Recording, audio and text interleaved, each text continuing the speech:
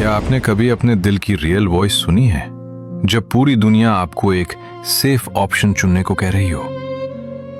क्या आपने कभी अपनी माँ की आंखों में वो डर देखा है जिसमें प्यार भी है और फ्यूचर की टेंशन भी? क्या आपने कभी खुद से पूछा है, अगर मैंने अपने ड्रीम के लिए फाइट नहीं की तो क्या मैं खुद को कभी फॉरगिव कर पाऊंगा? आज की ये स्टोरी सिर्फ एक सिंगर की नहीं है, ये एक मदर और सन के बीच की इमोशनल जर्नी है।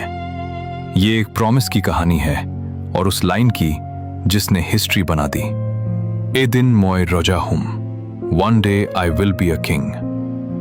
हाँ, एक दिन जुबिन ने अपनी बीमार मां से कहा था, एक दिन मैं राजा बनूंगा। सोचिए जरा, मां हॉस्पिटल में है, लाइफ का लास्ट फेज चल रहा है और बेटा अपने सपनों की बात कर रहा है।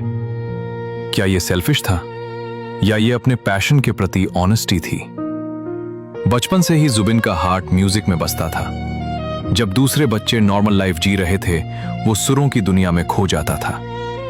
म्यूजिक उसके लिए हॉबी नहीं था, it was his life, his identity, his soul.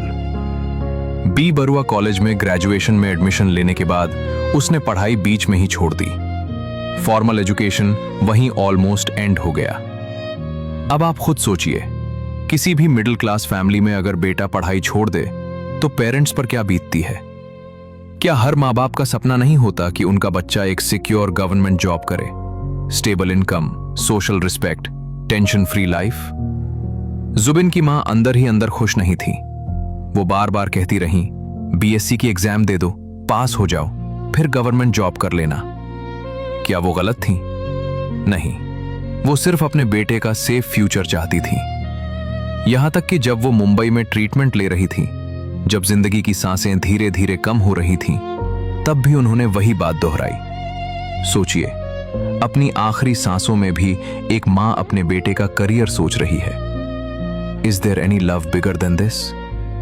शायद उन्हें लगता था म्यूजिक इंडस्ट्री में फ्यूचर अनसर्टन है। आज फेम है, कल नहीं भी हो सकता। आज क्राउड क्लैप कर रही है, कल भूल भी सकती है। लेकिन एक सवाल यहां खड़ा होता है, क्या सक्सेस सिर्फ सेफ जॉब से मिलती है? क्या हिस्ट्री उन्हीं लोगों ने बनाई है जिन्होंने रिस्क नहीं लिया? उस समय तक जुबिन एक एस्टैब्लिश्ड सिंगर बन चुका था। स्टेज पर लोग उसका नाम पुकारते थे, फैंस उसकी आवाज पर झूमते थे। फिर भी वो अपने डिसीजन पर स्ट्रांग रहा। उसका मानना था, अगर मैं गवर्नमेंट जॉब करूंगा तो मुझे किसी के अंडर काम करना होगा। I will become an employee, a servant. और मैं सर्वेंट नहीं, किंग बनना चाहता हूं। क्या यह एटीट्यूड था या सेल्फ रिस्पेक्ट? क्या यह स्टबर्ननेस थी या सेल्फ बिलीफ? और तभी उसने अपनी मां से कहा, अगर ऐसा है तो एक दिन मैं राजा बनूंगा। यह लाइन सिर्फ डायलॉग नहीं थी, यह एक कमिटमेंट था, एक विजन था, एक बर्निंग डिजायर था।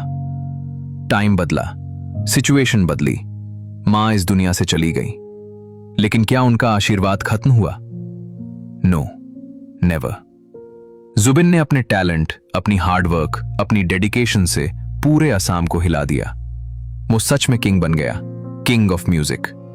उसने साबित कर दिया, better to be a king of your passion than a servant of a safe job. लेकिन यहां एक और सवाल, क्या हर ड्रीमर का रास्ता आसान होता है? क्या सक्सेस ओवरनाइट मिलती है? क्या हर स्टेज परफॉर्मेंस के पीछे स्ट्रगल नहीं होता? कितनी स्लीपलेस नाइट्स, कितनी रिजेक्शन, कितनी क्रिटिसिज्म।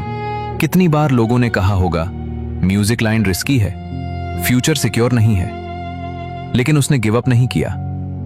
दोस्तों, ये कहानी सिर्फ जुबिन की नहीं है, ये हर उस लड़के लड़की की कहानी है जो अपने ड्रीम्स के लिए फाइट करना चाहता है, लेकिन सोसाइटी के फियर से रुक जाता है।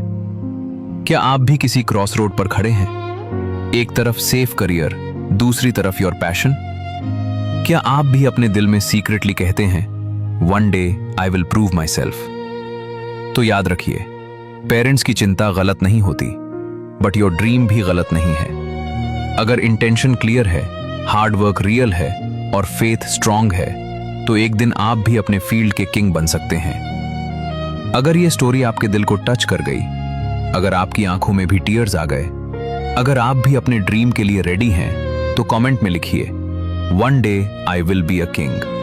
और इस स्टोरी को शेयर कीजिए, क्योंकि दुनिया सेफ प्लेयर्स को नहीं, गेम चेंजर्स को याद रखती है।